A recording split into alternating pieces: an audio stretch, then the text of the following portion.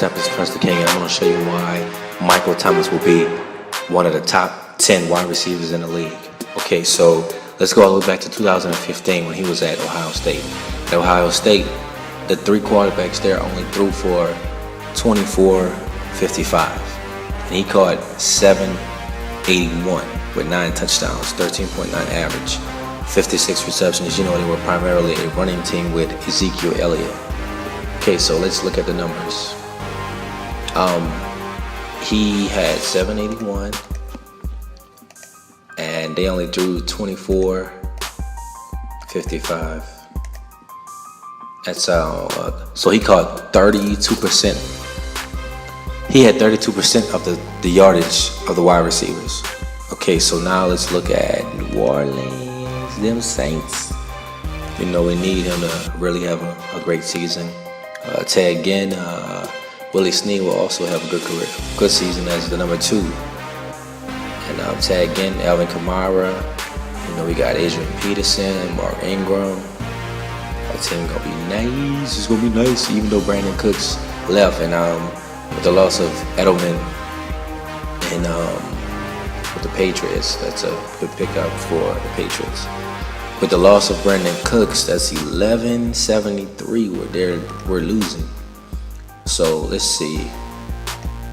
And with the expectations of Michael Thomas catching 31% or 32% of the total yardage, let's add Drew BREES' total yardage of 5208. 52. Wait. 32% times 5208. Wait.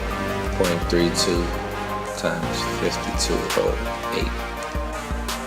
So my expectations for this year is that he will go for almost 1,700 yards, and my other expectations for Michael Thomas is 122 catches. I know that may seem crazy, but you gotta look at it. We have to divide Brandin Cooks. We have to divide these numbers. Like, you can add 30 more catches over here. That's reasonable. 30 here. SNEAD to catch 15 more. Ted Ginn and whoever else comes along, they'll catch you.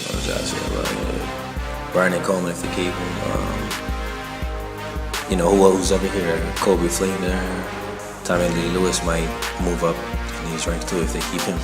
So, but all in all, let's see. Let's do what his percentage is when Cooks was here, divided by Drew BREES.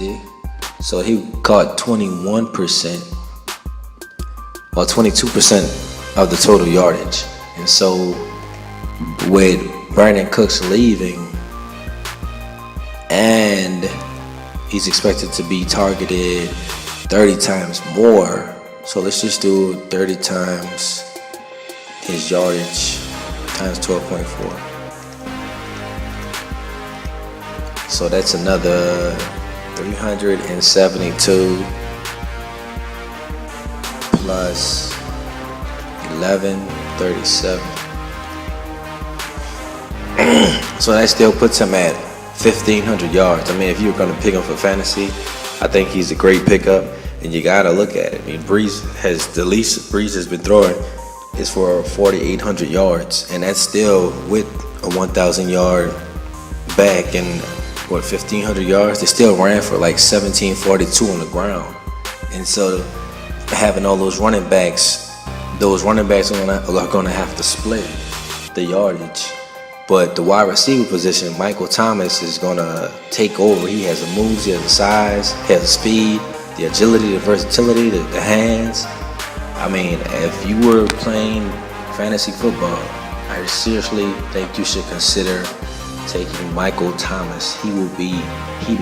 I would say he make the Pro Bowl, but the NFC has Julio and Odell and Dez, so majority, and yeah, so yikes. But I think he will be a great pickup if you pick him up. So you should do that. He didn't have you know, Drew BREES at Ohio State, so he couldn't showcase it. But now he has Drew BREES, and I mean, I wouldn't be surprised if he has 120 and 1,800 yards. Like, I would not be surprised at all, because this year they will unleash him. And also, he was a rookie. It was his rookie year. This is his sophomore year.